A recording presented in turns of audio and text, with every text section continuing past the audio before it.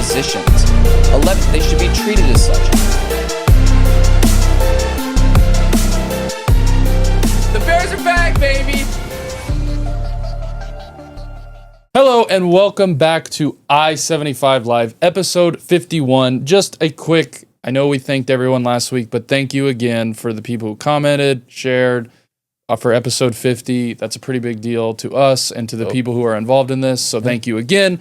But episode 51 today, it seems like, we're going to talk a little bit about football. It seems like we're so close but so far from football with about 4 weeks left until real regular season football. I know college starts a little bit sooner, so that's cool to look forward to that. But yes, it's just like it's here, but it's not. But it's so close. We got a little bit of close. MLB because there's some ties going around. Maybe a couple wild card teams to squeeze in. It's been an interesting playoff race after the All-Star break. There have been a lot of teams that really caught fire. A lot of teams that have kind of fallen apart a little bit too. Both ironically from New York, I would say. We've got some contract talks with Micah Parsons again and James Cook when it comes to the Buffalo Bills. And then we'll talk a little bit about some of the, take it with a grain of salt, but some of the preseason debuts from some of the rookies that are highly anticipated people watching. Yep. So to kick it off, though, I will let Dylan talk a little bit about the MLB and the standings of kind of what's going on to what is maybe a little important coming down the stretch. Yeah. So, I think the story of the MLB, at least the back half of the season, is the Brewers. I think they're currently on like another 11-game win streak so far. They're in command of that division. I think the Cubs are also the top wild card team. But I think there's two ties. There's a tie in the NL West and the AL West between the Astros and Mariners, and then the Dodgers and the Padres. I think the Dodgers had like an 8-game lead on this division like 2 weeks ago. Injuries to their pitching staff really hurt them. It's been bad. Last 10, they're 4-6. They're on a 3-game losing streak right now. They just got swept, or they're about to get swept again for the second time by the Angels, which is ridiculous to say. Did you see that triple play last night? Yeah. That was pretty cool. I know I saw Shohei ended up hitting a home run later, but they lost in extras, and that's one of the crazier triple plays I've seen. It happened in like 2 seconds. It was pretty cool. I would say too, I think what I kind of mentioned after the trade deadline, the Mets and the Yankees, the two New York teams, falling apart, especially the Yankees. Now, last night, I know not saying much, they kind of blew out the Braves last night. Yeah. And we had Strider pitching, so that was a little surprising. I just think since the break, the Mets have they were really, really close to the Phillies. Now the Phillies have kind of pulled away a little bit. And then even the Yankees were doing really, really good. They were hot, and then all of a sudden... the Blue Jays have, not only passed them, but they have like a 6-game lead on the division from them. Yeah. And so the Yankees are almost out of the wild card at this point. The Red Sox are above them in their own division. And right now, obviously, someone has to win the division between the Astros and the Mariners.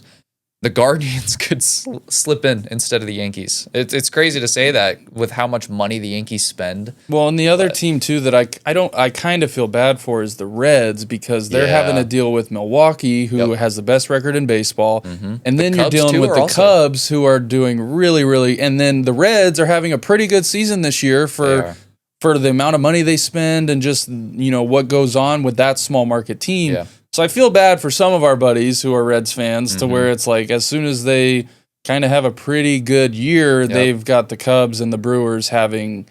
It's good news for them that as it stands right now, they're only 1 game behind the Mets. And that's because obviously, Dodgers and the Padres are also, in the same division, so one of them has to win.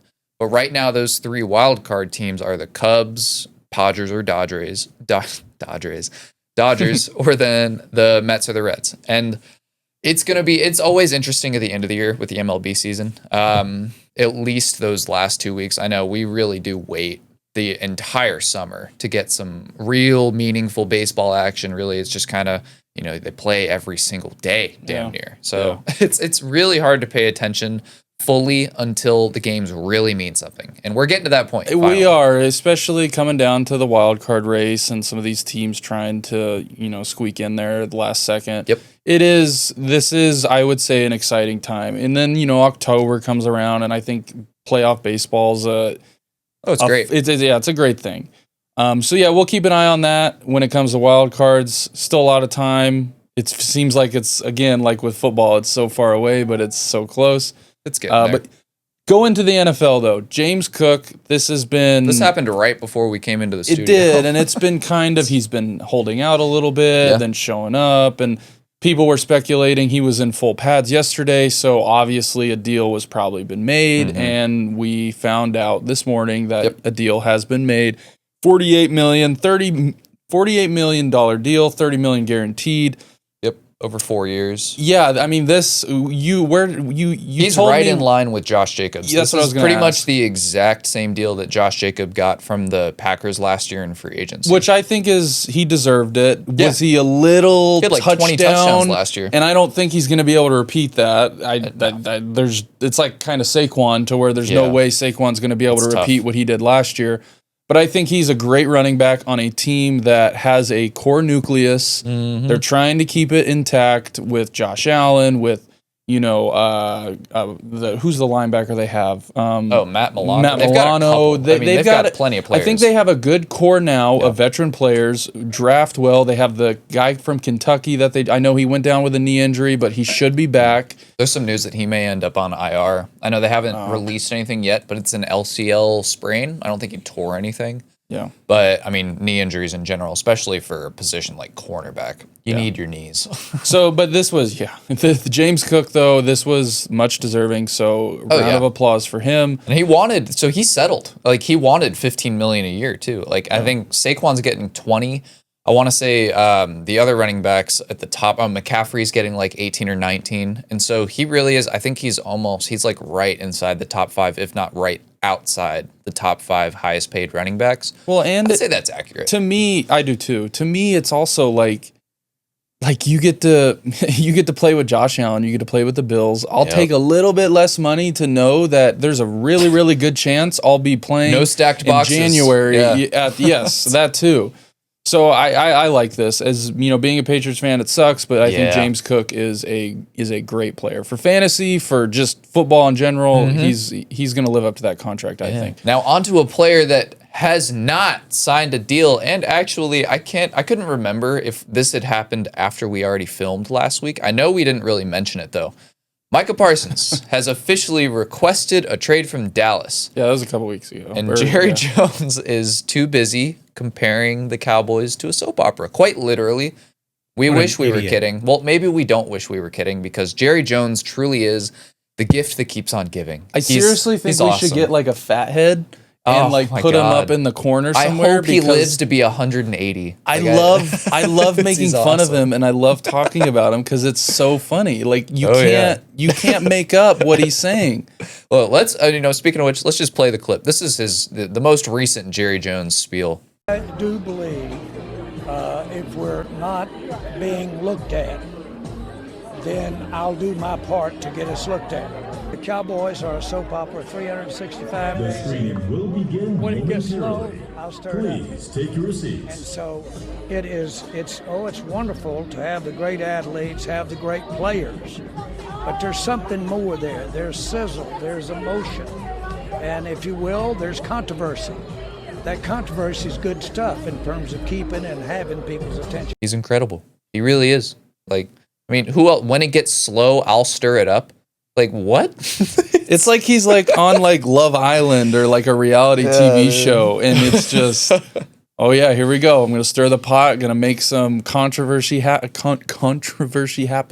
and we're gonna go from there.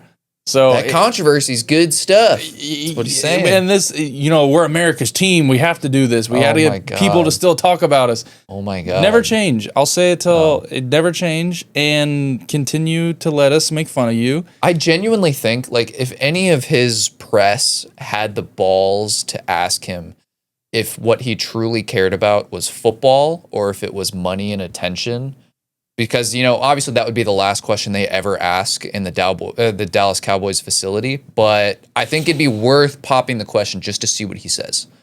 Genuinely. He'd get fired. I'm curious. Oh, yeah. He may not make it out of the building alive, but he'd get locked away in the dungeon underneath the. But I bet we'd get like a 30-minute rant about how Jerry I'm doing everything I can to build this He team. can love all of it. He can love all of it. He doesn't have to pick and choose. He can choose money, football, and attention. I just think it's funny how he jumps from what you just said. Like he jumps the first week of training camp. We're a winning football team. Look at all this money we spend to make us better. Da da da da da. And now it's transitioned. Football ain't everything now. I just stir the pot. I make everyone talk about us. It's very funny of how he just bounces around all these different. I love topics. you, Jerry Jones. Sometimes you just awesome. shouldn't let someone have a microphone. It's just that simple. What happens when he's the one buying all the microphones, though? Like it's I don't know. But I guess that now brings us to our beloved fourth and long section. We apparently have a pretty lengthy one filled with some good topics. And we today, do not know any of these. Yeah, we don't. We do not. We never do. We never do. But here we yes, go. Fourth Here we go. and On long. a 4th and goal. 4th down and 20. 4th and 21. Not the way you want to try to extend it. What do you have for us this week? I've got so many. I know it's only preseason, but there's so much going on. So let's start with this. Preseason. Shedeur Sanders. Yep. Could you imagine being part of the Browns organization right now going, oh. crap. He comes out, throws 2 touchdowns, right? 14 of 23, 128 yards. He looked really good. He did. He looked the part. He looked the part. And I realized it was preseason, but he might be in the driver's seat in that organization. So he's not, because the Browns came out with their second roster at the start of the week. He's still fourth on the list. And you want to know the best part about that? Joe Flacco is still 40 years old, so he will not be playing this next preseason game. That's already been announced. Kenny Pickett is still hurt, so it is now Shedeur and Dylan Gabriel. That's going to be splitting the reps next smiling week. too, ear to ear? You know he was loving it. That team loves him. Like, I've seen clips, like I'm sure you've seen him on Instagram, like the conversations between him and Myles Garrett, just like after the game, immediately after. Dude, like he has somewhat of a command of that locker room. Like you can see it. And my take on it is how, if I'm a Cleveland fan, and we have one in our fantasy group I lived in too. Cleveland. Yeah. How am I going to sit there and kind of see what he did? And I understand it's preseason, but his 2 touchdown passes were pretty nice. Especially it's the not like first they one, were dude. wide open. Well, that first one was a layered he fitted throw. into a window. He was fitting. He was dropping balls over 2 defenders. Yeah. So say what you want about NFL throws. preseason. I know I've kind of said what I think about preseason. But at the same time, if I was a Cleveland fan and all I've been fed leading into that game was he's not good enough, he's not ready, he's not this, he's not that, he's not that, and then I turn on the game to watch what I watched, I'm a Cleveland fan going, what are we doing? What did I just watch? What is he not doing that you were like, he's not ready, he's the 4th string quarterback, he's this, he's that. No, I would be very pissed off right now, honestly, if I was a Cleveland fan. The proof is in the pudding that I think this was a forced decision by either Jimmy Haslam, the owner, but the Browns brass did not want Shedeur in the building. Composure in the Very pocket, clear. though. It's very He clear. looked good. He looked the part. He looked the part. That's all I'll say. Okay.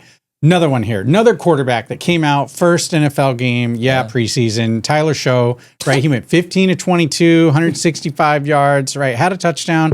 He also had an INT. It was a bad INT. Yeah, it was bad. But, I'm sure as a Saints fan, they got to be a little bit excited. Well, I will say like a third of his passing yards came on one wide open touchdown pass that was like over 50. So I still think he's going to be absolutely terrible. And especially after, let's, dance back to Shedeur. They took him like 2.5 rounds before Shedeur. So I know that's a whole nother thing. If you're a Saints fan, I think you're even more mad than you are a Browns fan. Yeah, if I took the performance of what Shedeur had versus him, I'm looking at that going, what the hell? Yeah. Great. Well, but every And team he's passed on 25. him. Let's He's not going to forget be 26 before he how takes a many snap in the rounds. NFL. Every team passed on him. This is true, and I agree with you on that. But I still, it's just. It's crazy. Even I'm very excited to see Dylan Gabriel this weekend too, because I haven't seen him yet. But Shuck, it was. All right, so I was not impressed. Dawson, little shout out for the Montana Grizzlies. Hey. Junior Bergen, you've seen him play in college a number of times. The guy is special when it comes to kick returns and punt returns. He's here, baby. In college, that's right. There we go. There we go. It's not. So, that was back in 2001. That was an awesome year. But he's special, and he had a really nice run back for the 49ers. They're looking at him as maybe being their primary return specialist. It's exciting to see a guy that can actually go out and then it actually transitions to the NFL. And that might be one position that transitions easier than others. How many Mountain West players are there in the NFL currently? Well, first of all, that's not Mountain West. It's the Big Sky. Big Sky, sorry. And there's there's more than you would think. There's probably more than you think. The guy he's talking about, I don't think you probably know what he's talking about. I do, because I saw it. I'll be honest, it's when you're just like, that's all you think you can do as a specialist. It's hard. You have to be Devin Hester. You have to be very, very good at that to hold a whole roster spot, and that's all that you do. Yeah. Now, I think he can come in, bear an injury, bear a couple of those receivers going down. He could probably come in and fill a role. How big is he? Like, what's his secondary position? Receiver, punt return, kick return. I mean, the Niners have a battered wide receiver room, so That's he's what I coming in mean. at the perfect time. That's what He's not huge. He's 5'9", but he's scrappy. Slot guy. He's very scrappy, fast, very elusive. Right. There was another guy that came out of Montana that played many years actually for the Titans. Mike Marinari. He was a punt return specialist and a receiver. He had a nice little career.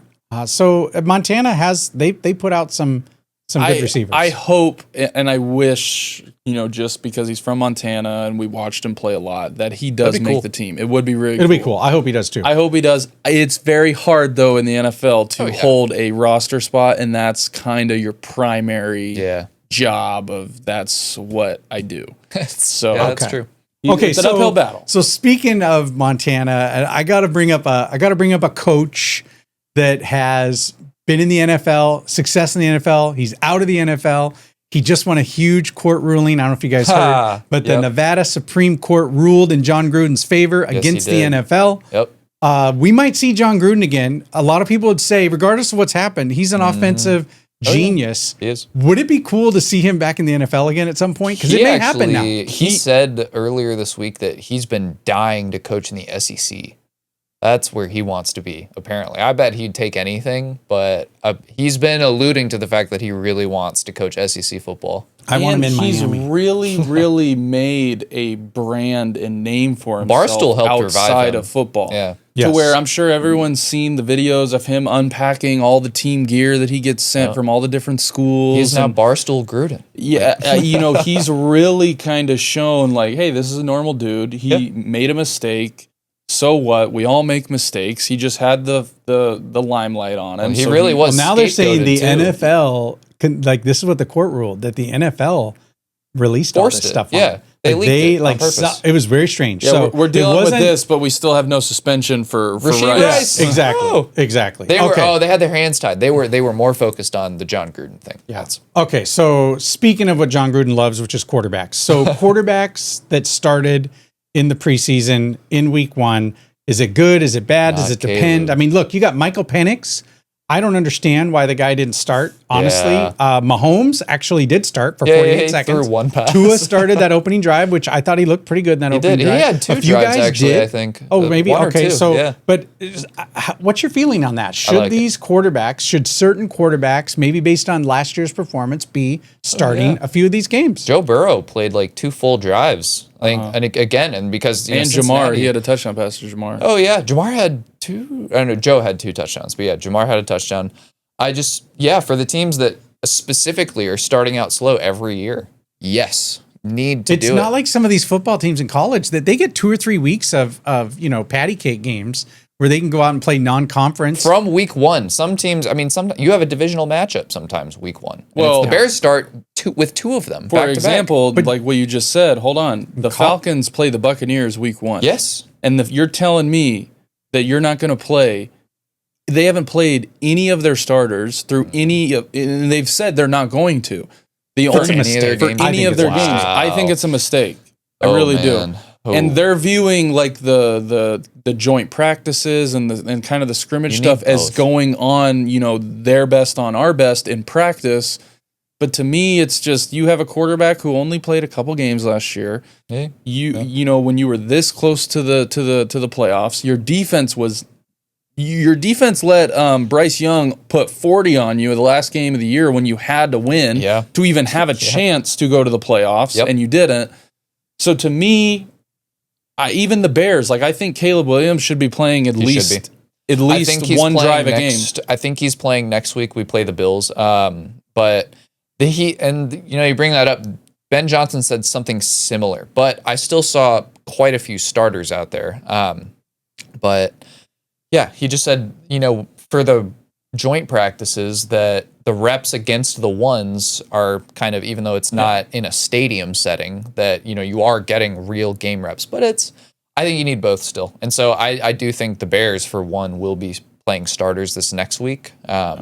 But I think Penix should be playing. I can't believe they're not playing. I think Caleb should be playing. Yep. I think Drake May played, so that was cool. Yeah. He played. I don't think Jaden Daniels played. Jaden Daniels did not play. I think he should be playing. Oh yeah. I think Bo Nix should be playing. I think if there's Bo Nix only played. If there's four quarterbacks in the league that shouldn't be playing, it'd be Joe Burrow, but he played. Mahomes, but he played. Yeah. I don't know if Josh Allen played. He didn't. I don't think so. And Lamar. I don't think Lamar played. But in my opinion, I think you've got 5 or 6 guys. Jalen Hurts, I don't think needs to play. Yeah. You've got 5 or 6 guys that... Rodgers probably doesn't need to play. But even Rodgers, I'd say you need to play. You're on a brand new team, brand new system. I would say you need to go out there and at least have a couple drives in the third game. Yeah. And they probably will. I would hope so. So there's to me 5 or 6 guys that just shouldn't. But then you look around the second-year quarterbacks that we kind of talked about last week. Yeah. You've got to play. You got to go out there and play. Yeah. All right. So history made again in the preseason. This is the 3rd out of 5 times that the longest NFL kick has happened in the preseason. Damn. I don't know that should matter. And I think of all the records that could maybe hold against regular season. So Cam Little kicks a 70-yard field goal. It looked incredible. That's a boomer. and it doesn't count. Unfortunately, it'll never go in the record books. Sucks. Do you think it should go in the record books? Yes. And wow, 70 yards. That's crazy. I thought it was really cool. And awesome. Jake told me, he's like, yeah, if you go through the comments, they're like, well, obviously he's going to make it because they're going up against second string people trying to block it. And I was like, you guys are stupid. Whoever is commenting that, because chances are your second string are on the whatever you want to call it, the kick block team or so. I thought that was pretty funny when Jake told me that, where I was like, yeah, I don't think that's going to matter. But it does matter a little bit. If you remember the kicker that kicked in your high school that went to kick at Georgia Tech. Remember, he came in Georgia Tech and he had like 3 kicks blocked in his first. I'm not talking about but he was going against different talent. In high school, no talent. Then he got to call. All of a sudden, these guys are 6'6". But that's the launch angle that you're kicking the ball. Yeah. I think he made that 70-yard field goal with room to spare. Yeah. That's a boomer. I think he'll set the record this year. That was crazy. But I also think that if he's not the only one that I think is capable of doing that. Nope. Yeah. I bet the Cowboys kicker Brandon Aubrey can do that. I guarantee you we will see some really, really long kicks this year, to where teams are now becoming more comfortable to send their kicker out to do that. Yeah. And I think we could see a new record here in the next couple of years. Yeah, I think so too. I even saw the Bears kicker who hasn't made a kick over like 55 yards, I think, ever. He hit a 57 on Sunday. I was like, what the hell? Yeah. Like, apparently kickers have been hitting the gym all season, or all off season. All these positions evolve. The receiver position evolves. The quarterback position evolves. Even kickers evolve. And this is making it so teams are like, okay, let's do it. Yep. 65-yarder, 70-yarder, go give it a try. Okay, so this one made me laugh. So Pete Carroll's got some swag, right? And Geno Smith. So literally the Raiders play the Seahawks on Friday night. I saw this. Geno Smith sees a sign in the stands that a Seahawk guy's holding up. It says bust. Bigger bust, Geno or Jamarcus Russell, and he flips him off. And they ask Carroll after the game, you're like, did you see, did you have a problem with that? He's like, did you see the sign? Heck no. Next question.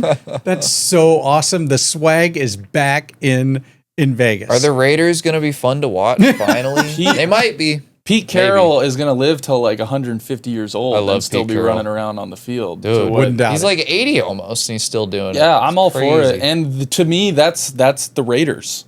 Like, that's the Raiders mentality of flipping people off, and We Max do Crosby this shit. doing what he does, and so I'm all for it. Speaking of which, Max Crosby was right behind Geno Smith, also doing it flicking too. off the same person. I'm all for it. I think it's great. I think Pete Carroll. I think the Raiders organization, they were so like bottled up and in trying to be perfect and trying to do this and trying to be this image of, and now they've just kind of been like, no, be the Raiders, be why people hated the Raiders in the 90s and in the 80s right. of the black hole and going into Oakland. Yeah. Well, remember, all your that. mom, I think, went to one Raiders game and she was really little, because she grew up in Oakland.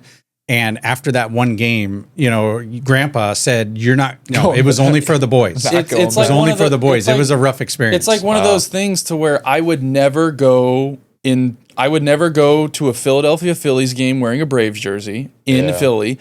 I would never go to a Philadelphia Eagles game For any team. For any team if I'm not wearing an Eagles jersey. Yep. I would never go into Heinz Field where the Steelers play in any other jersey. Yep. And I don't think I would ever go, maybe now a little bit better because it's in Vegas, but when it was in Oakland, I don't think I would have ever went to a game in another jersey that wasn't, an Oakland Raider jersey. So I'm all for it. They go back to why people hated you and what made you the Raiders. I'm all for it. Well, look, and the first game I ever went to was Seattle against Miami in Seattle in the Kingdome. The last game ever in the Kingdome before they imploded it. And in that game, before that game started, I was all wearing my Miami Dolphins stuff and come walking in. This little 12-year-old kid looks at me and says, "The Dolphins suck." I was like, oh my God, right? I looked at the dad and said, "Great job, Dad." But it was like, holy cow. So Seattle, just as bad. What happened after that game when we beat them?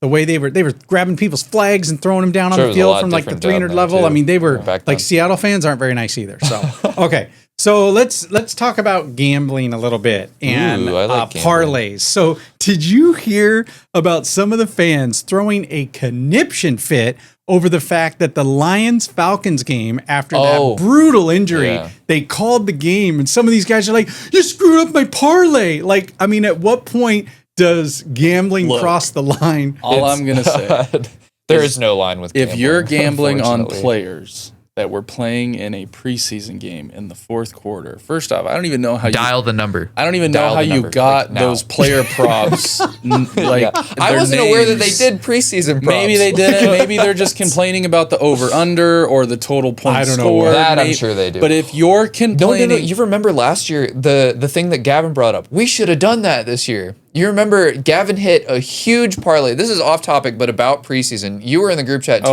You guys saw it. Last year, Gavin hit like a 14 or 15 leg parlay because he took, I think, the unders on every single preseason game. for total points. And they hit. Yeah, for the total points. So if you're doing that, like I hear you, like dang, a whole quarter left of football to where you never. But if you're betting on player props, But did in the they fourth mark that quarter- game out? Was that I game would marked assume it out, or did. were the results where they were?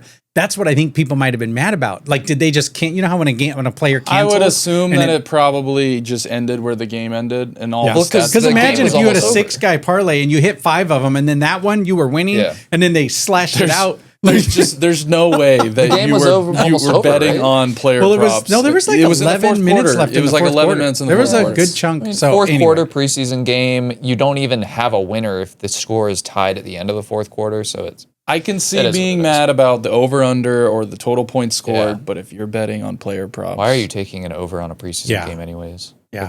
All right. that's- So, yeah. okay, little bit. I want to talk about golf for a minute because Okay. the PGA Tour Ryder is Cup getting is close soon, to right? ending. Right. You've got the FedEx Cup here FedEx next Cup, weekend sorry, here not in Ryder Atlanta. Tiger Woods. So Tiger Woods' greatness. Do you realize? Yeah, I know they're talking about Scotty Scheffler and how great he is and all that, but hear this out. From 91 to 93, those 3 years in a row, Tiger won 3 U.S. junior amateur titles. Then he won the next 3 in a row of the U.S. amateur titles, 94, 95, and 96. Then he won the Masters in 97. I don't think that'll ever get repeated, ever. What? Total dominance for 7 years. Yeah. Well, I think it's a few things because I think the talent pool has gotten a lot younger. And so I better. think you're seeing way more prodigies now and parents that grew up in the Tiger era wanting their kid to be the next Tiger. And so From the second that child can walk, they're holding a golf club. And I mean, yeah, like you're seeing Charlie Woods, the son of Tiger Woods, is having trouble winning tournaments. And the youth, like, he's got good competition. I've got to think that it's Tiger's fault that it's like this, anyways. But that's crazy. Yeah. I mean, there are a few reasons that cannot be replicated again. Not taking away what Tiger was, but I do agree to where the talent gap, technology of the clubs, and just being able to, it's made it harder to have one person make a run the way he did. Yep. Now we're seeing that with Scotty, but even Scotty, you know, it's not like he's winning every single weekend to where it seems like that sometimes, but it's really not. Mm-hmm. Yeah, it's going to be very, very, very hard to, in any sport. I think even you can look at Tom Brady and the Patriots, and you can look at, you know, baseball, you could look at NBA. It's becoming very hard to just have that one team that just dominates for years because the talent gap is so wide when it comes to all these teams and who they're able to get. Yeah. And in golf, like even tennis, that used to be Federer and, you know, the same guys winning Djokovic, every single time. Murray. And now there's lots of new guys within the space. So the golf space, I think, is the same way, to where you're going to have your top dogs, but it's not going to be on the level of dominance that Tiger was when he was winning everything he was winning. Yeah. Well, speaking of golf though, and the FedEx Cup being next weekend here in Atlanta, I think it's not. We've been 3 years in a row. I think it's it's the next. I think it's like the 20. I think it's a couple of weeks away. Yeah. But regardless, right? Regardless, I'll be honest with you. I'm not super excited about the. I don't know why. Maybe it's just because I'm just not excited yet. We haven't bought our tickets. We've been 3 years in a row. Is it because of what Scotty has done this season? I mean, I don't know. For some reason, are you guys excited about it? I don't know. I think it just depends on what you want out of it. It just depends on if you're just going just to watch golf, or if you're going to watch a specific individual try to win. Apparently, Rory's not going to be there this year. Really? Yeah. When you know that, you know, oh, well, it doesn't matter how hard I root for this guy. This guy's, you know, one of these guys is going to win. So maybe it just depends on your expectations, to where if you're just going to watch golf and you really don't care, it's great. If you go in with a vendetta of wanting to see one person win, then that's where you can get disappointed. So I think it just, and you know, maybe we've spoiled ourselves a little bit because we've been 3 years in a row. So that could play into. We saw Scotty win it. We saw Scotty win it. We saw Rory win it, then we saw. That's cool. I can't remember. I can't remember now. I wish we'd have been the year before when Tiger won it, but. No, I mean it's fun. It's very hot, and it's very, you know, there's a lot of people, and they've done a lot of renovation to it. But yeah, I think it just depends on what in any sporting event you go to. It depends on if you just go to a football game and your team loses, you're going to walk out of there dispournament. Speaking of the renovations, no matter how much you spend. Did they start the renovations after last season? Or was it the year before? No, it was last tournament was the first time they played it with all the renovations. Oh, okay. So this will be the second year that they play it with all the different changes. Okay, and Rory will be playing. Here's an interesting topic. I don't know if you guys have noticed, but in your feeds on all social media, have you noticed what hasn't been in your feed lately? The WNBA. Complete crickets. I wonder why. I wonder why. It has been in our feed, but I would say for all the wrong reasons of just kind of more throwing things on the court. I forgot about that. Just proving more to the point of how big of a joke it is, and like you don't. It has before, but consistently, you don't see that crap happening in any MLB game, in any NFL game, college football. I know people in college football, it became a trend to like throw beer on the end zone when, you know, you didn't like a call for them to stop the game to review Texas it. And Georgia last year. So there's that, but it just, when you're doing that as like a pure comical joke, and you know what I'm talking about. If you know what I'm talking about. The memes of the safety nets. I forgot about that around the court, and then like in baseball. Having to come out and be like, "Oh, we no longer have our bag policy because we're trying to stop." Like it's just like I just laugh because they're trying so hard. Well, it's killing them not having Caitlin Clark part of this. Well, and even what's her name, the Sophia Cunningham coming out on Caitlin Clark's team on podcast saying you're stupid if you Like, yeah, we have talent. Yeah, there's lots of talented people in our league. But you're stupid if you're not looking at Caitlin going, she's the reason why we are what we are. Mm-hmm. And that's a player in the league, the one that's it finally comes out and says it the way it is. You want to know the sad part too is that they're going to realize it when it's too late. Yes, they will. It's too late. And it's if they don't figure it out this next year, I think it'll be too late. They've got to figure something out or else. So listen, last thing I want to talk about, and back to just finish on preseason football. Only week 1. Yeah, all these combined practices and different things they're doing. It seems like there's a lot of injuries starting to stack up for some of these teams. Yeah. How, even in practice, right? So even the ones that they're not playing, they're getting hurt in practice. How much of an impact do you think some of these injuries so far that we've heard are going to affect the outcome of some of these teams' seasons? So far, I think the biggest team that I think is suffering the most has been the Packers. I was just about to say the Packers. Their secondary, I think both of their starting safeties are hurt. One of their starting corner, Nate Hobbs, is hurt, who they just paid in free agency. And then, they've got like 3 receivers Jordan that Love aren't going to be starting. just had surgery on his non-throwing thumb. It's not looking good for Green Bay. Yeah, at all. Yeah, I had no clue you were going to say that, but Green Bay has been. What about the Lions? Like, it seems like the Lions are. Well, I mean, that's just. I mean, it's pulling over from last year. I mean, yeah, they have had some injuries as well, but I mean, they're still dealing with the stuff that happened last year at the end, because they had guys that suffered season-ending injuries near the end of last year, and so they're going to be without them for a while too. I think Niners the Dolphins have got hit with some on defense as well. Man. No, genuinely the Dolphins. But this is I mean, this is football. Every year, it's always, and it sucks to think about, but every year going into it, it's okay, what big players are going to get hurt this year? And it's just a realistic thing of what I think, for fantasy reasons, for, all the things that goes into what a football, and look at the season that the Eagles had, how healthy they were. And Landon Dickerson, one of their best who avoided guards, season ending, but he's hurt now, and he was a huge part of that O-line of why they were able to do what they did with Saquon. He filled in for center for a little bit when Juergens got hurt. So it takes it. I mean, this is why I say winning a Super Bowl is very, very difficult, and just minus all the football, just staying healthy. Yeah. So, and it does suck that all these players are going, we mentioned like the Bills cornerback who is from Kentucky. There's a lot. It just really comes down to whoever can come out of the starting gates not injured and start the fastest and stay, consistent with if you have an O-lineman who gets hurt, he'll be back in 6 weeks, have someone fill in. It's the season-ending injuries that really, really suck, and that's why we saw the Lions kind of take a hit what they did last year, to where all of a sudden they couldn't play defense, and they had to go play Josh Allen, and Josh Allen put 50 points on them, and they couldn't keep up. They couldn't outscore that. So, I mean, it's happens every year. You hope that it doesn't happen to your team and your star players, whether that's fantasy, whether that's your best receiver, just whatever, however you want to look at it. Yep.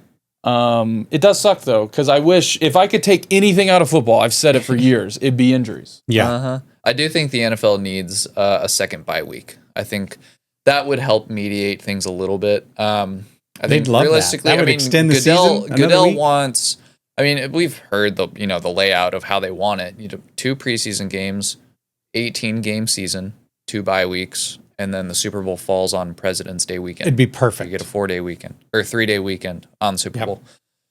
I think it's probably headed for that. I don't think they can negotiate it for a few more years. I bet you it happens. 27 is like the earliest they can, but I think it's headed towards that as well. Okay.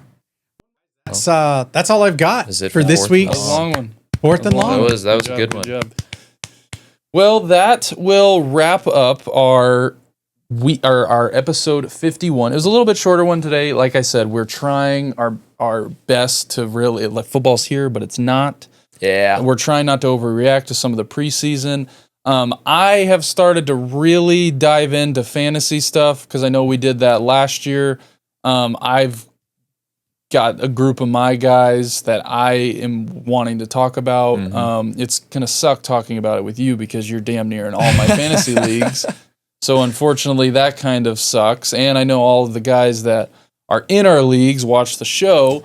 So I'm giving all my secret. It's almost like I want to wait till Insider we draft trading. until we. But yes, I've got my guys. I know Dylan has that. We're gonna go into that kind of like we did last year of pick'ems. We're also, I think, gonna do the season bet like we did last year as well. I want to do season bets with We you were guys pretty close last year. Unfortunately, Yeah, we we had a were. couple guys get hurt.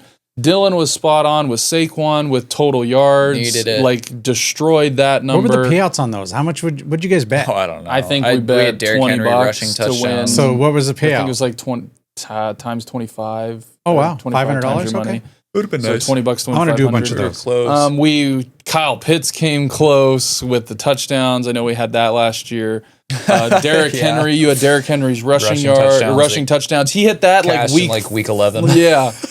So you did pretty good last year. Unfortunately, some of my guys got Cooper hit Kupp, with no. injuries. Where if Cooper Kupp would have stayed healthy, he would have passed it. I think with ease. I had a Caleb passing one. And I think that one Nailed. could be a good. I've got a couple this year that I've been kind of just storing away that I'm excited to share. But yes, no, that we'll get into all that. Football is so close. We are getting there. College football starts a little sooner. Can't need wait for that Ohio State Texas game. I know we've got a ton of Ohio State fans. Gunny, to be specific. I know he's looking forward to that. Maybe we might have him come on or film a little segment of him talking about that because I know they still haven't even announced the starting quarterback. And people Ohio are saying, State what has it? are we doing? Ooh. Where it's like, obviously, you know your quarterback, but they're just trying to play the games right now. Yeah. So episode 51, thank you again, and we will see you guys next time. Sure. It's been real, guys.